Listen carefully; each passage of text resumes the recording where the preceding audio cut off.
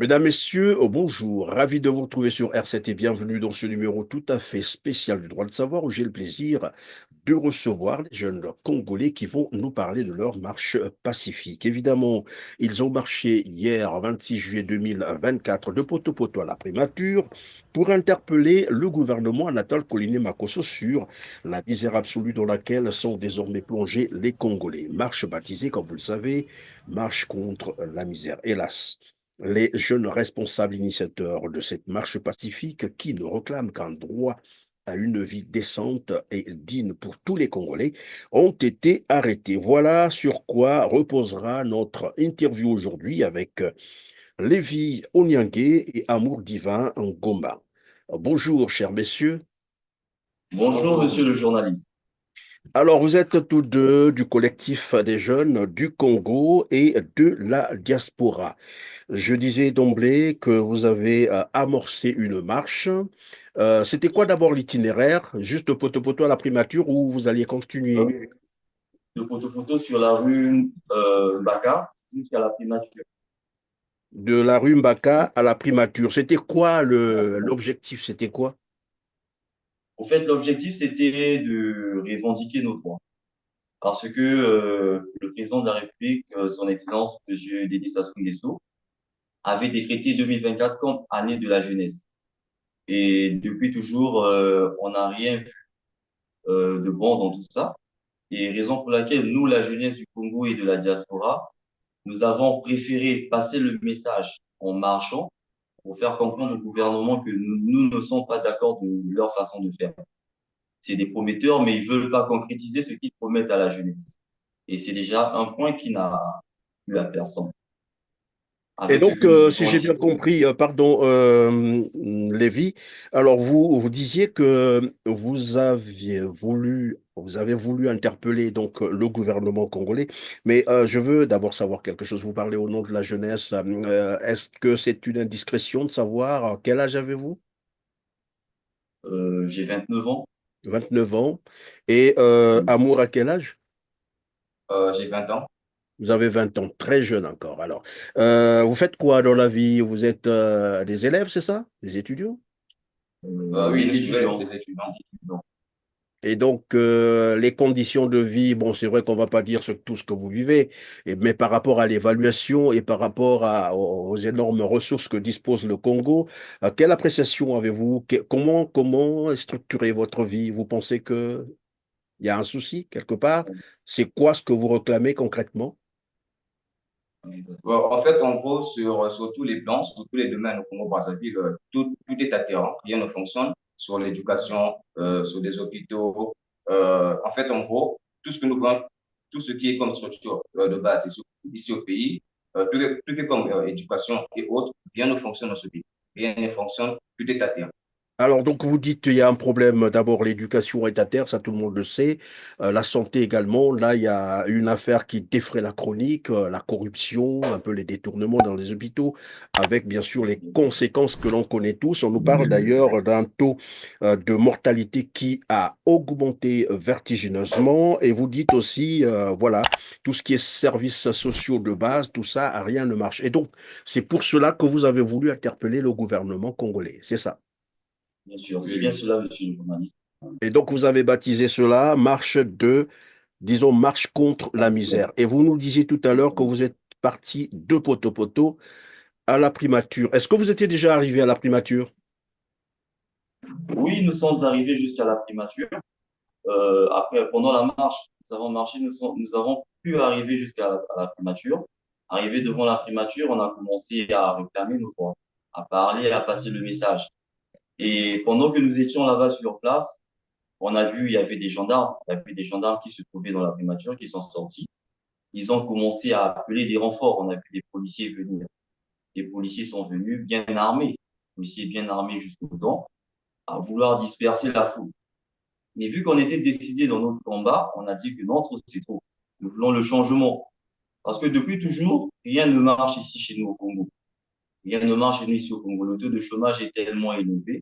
On a des jeunes, on a des diplômés sans emploi aujourd'hui. Donc, Donc, ça nous a révolté, on a dit. pardon, sans vous couper, vous êtes arrivé à la primature. Vous avez commencé à passer votre message. Qu'est-ce que vous aviez en main? Quelque chose de dangereux? La banderole. Donc, qu'est-ce qui a Non, attiré non, pas du finalement tout. la police? Pas du tout, monsieur le journaliste. En main, on avait simplement la banderole et puis des pancartes aussi. Des Des pancartes. pancartes. Il n'y avait pas d'injures. Et donc, arrivé à ce niveau-là, aucun, disons, j'allais dire, le personnel de la primature, personne n'est sorti, c'est plutôt la police qu'on vous a envoyé, c'est ça. Si la police et le personnel de la primature. Et le personnel vous a dit quoi? Le personnel nous demandait d'arrêter avec ce que nous sommes en train de faire et que on n'a pas demandé l'autorisation au niveau de la préfecture et tout et tout. Alors que nous savons que au Congo, la marche, elle est constitutionnelle. Elle est constitutionnelle. Tous les Congolais ont le droit de revendiquer, de dire ce qui va et ce qui ne va pas ici au pays. Nous sommes libres de nous exprimer lorsque les choses ne vont pas de l'avant, lorsque rien ne marche au pays. Nous souffrons tellement trop. Le peuple souffre. Et c'est pour nous, c'était le seul moyen de passer le message. On Et a surtout choisi que de marcher. vous l'avez fait de manière pacifique en plus. Il n'y avait pas de raison qu'on puisse, voilà, vous violenter. Et vous nous dites que finalement, j'allais dire les têtes, en fait, vos responsables, c'est ça. Les Bien sûr. initiateurs de cette marche ont été arrêtés, c'est ça? Bien sûr. Quatre de nos confrères se sont fait arrêter hier aux environs de 11 heures. Hier aux environs de 11 heures, juste devant la primature. C'était à notre présence aussi. Lesquels, Il s'agit de... lesquels ont été arrêtés réellement? Les noms, vous les connaissez? Oui, oui, nous les connaissons, monsieur. Il C'est, s'agit de monsieur Castelin Balou Cédric oui, et puis Castellin, Balou Cédric, c'est Balou Cédric, monsieur Melvin Louamou Melvin, et puis Melvin Louamou, monsieur René Manaka René Manaka, oui. et monsieur Katende au nord. Et vous dites, on les a arrêtés à la primature même, au niveau de la primature, c'est Oui, à ça, la primature, devant oui, vous. à la primature.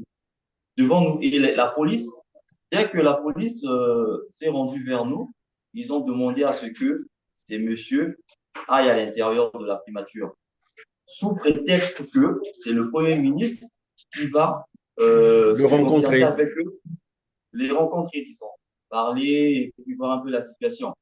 Mais malheureusement, dès qu'ils sont entrés, on les a plus jamais revus sortir. Donc, ils sont venus vous dire, ou dire à vos responsables, euh, d'aller en fait rencontrer le Premier ministre qui les attendrait, c'est ça. Et ils sont allés Bien sûr. depuis là jusqu'à ce jour. Nous sommes bien sûr le 27 juillet 2024. Vous ne les avez plus revus. Pas du tout. Parce que lorsque nous sommes restés devant en les attendant, la police et la gendarmerie se dirigeaient vers nous pour nous disperser maintenant. Et nous, le seul message qu'on les avait passé, c'était du genre, nous allons pas quitter les lieux tant que nous n'allons pas voir nos frères, nos confrères sortir.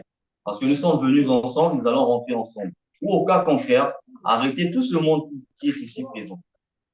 Après, ils ont commencé à nous faire des menaces. Ils ont même commencé à taper des gens. Pardon, vous Taper des dites, gens. on a commencé à vous à tabasser d'autres, c'est ça? Oui, à tabasser, à nous brutaliser, à nous brutaliser. Ils nous ont d'abord demandé de libérer la devanture de la préfecture, aller sous le palmier et puis rentrer chez nous. Parce qu'on ne voulait pas, ils ont commencé à taper. Moi, j'ai même reçu un choc au niveau de mon genou. J'ai même une blessure. Ils ont commencé à taper certaines personnes et il y a même des blessés graves aussi. Alors donc, vous nous dites que vos responsables sont encore détenus jusqu'à maintenant là. Et vous savez Jusqu'à où est-ce qu'on maintenant, ils les a sont amenés, dans quelle tous, direction? le camarade Balou Cédric, Castellin Balou Cédric, Castellin Cédric Balou, il est avec le camarade René Manaka et aussi Melvin Louamou. Ils sont détenus dans les geôles de la gendarmerie nationale, ce qui est juste à côté de Saint-Exupéry. Là.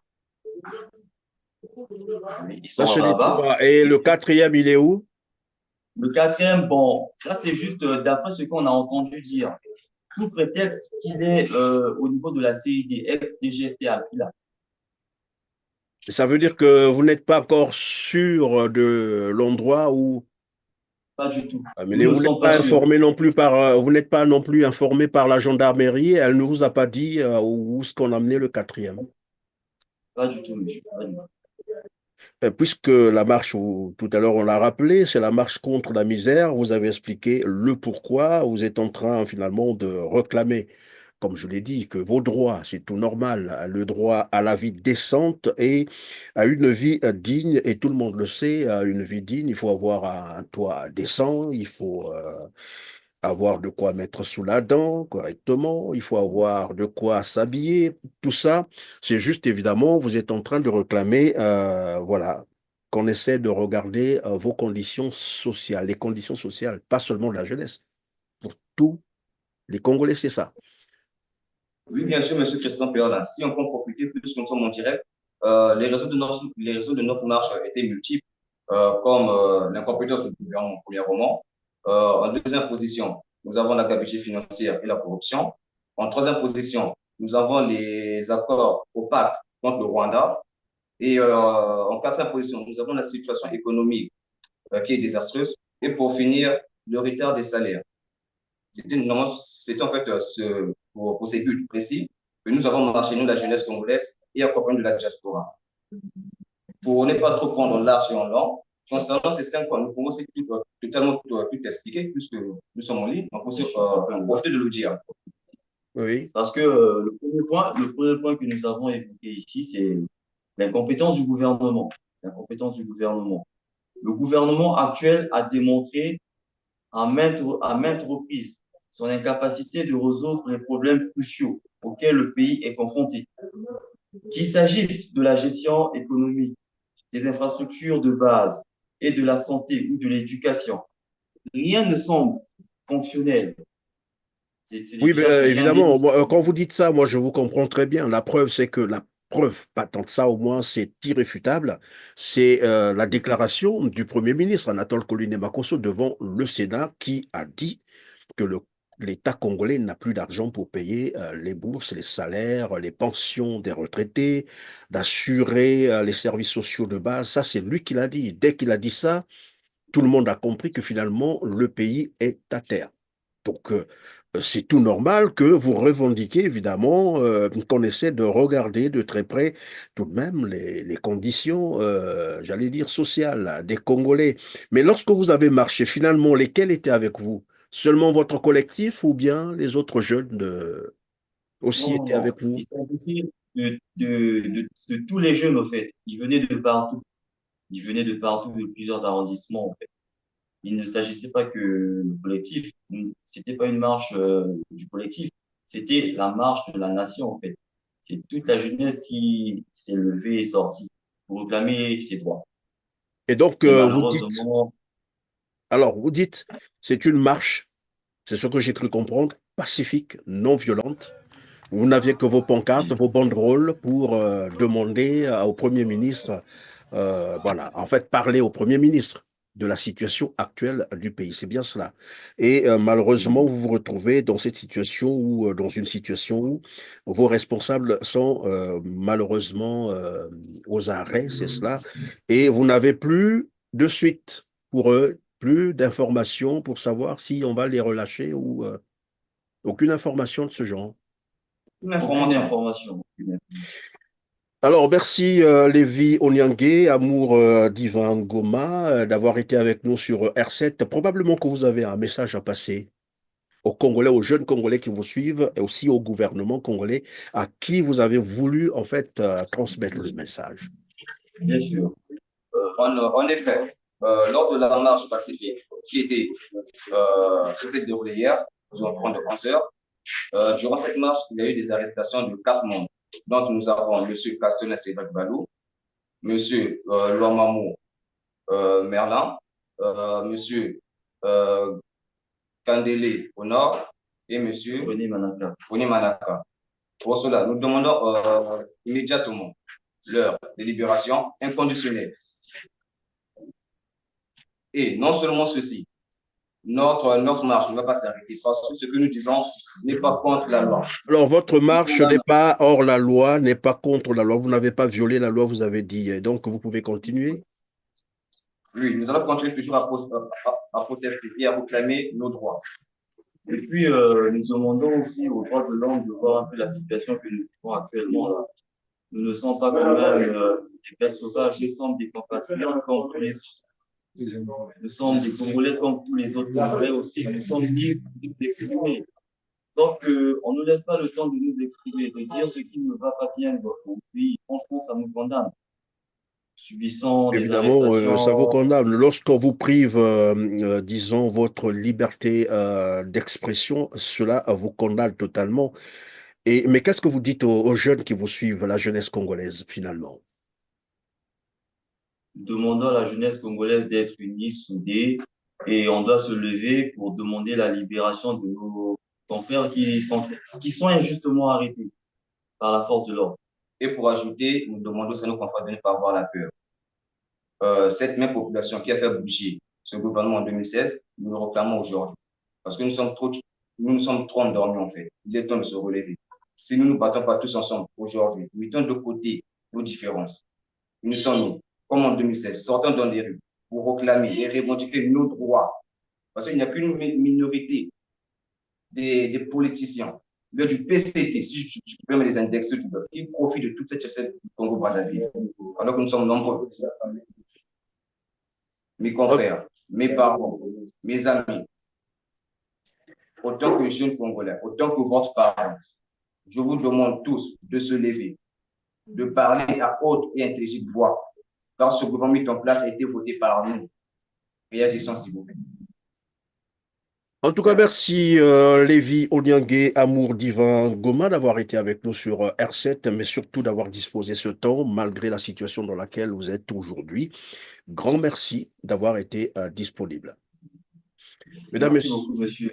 je vous en prie, mesdames, messieurs, nous sommes à la fin de cette émission tout à fait spéciale. J'étais avec les jeunes Congolais qui ont amorcé ou ont tenté une marche contre la misère hier, 26 juillet 2024. Malheureusement, les responsables initiateurs de cette marche sont aujourd'hui aux arrêts pour des raisons non justifiées. Ben, c'est des jeunes qui n'ont voulu réclamer que leurs droits et c'est le cas de constater que finalement au Congo-Brazzaville, tous les droits, même les plus fondamentaux, sont violés par le gouvernement congolais, dans l'espoir qu'on va retrouver ces jeunes libres d'ici là. Mesdames, Messieurs, je vous dis donc à très bientôt, mais n'oubliez pas de liker, de cliquer sur le petit pouce en l'air juste en bas de cette vidéo et de partager massivement. Dites-nous également en commentaire ce que vous pensez de cette situation. Merci.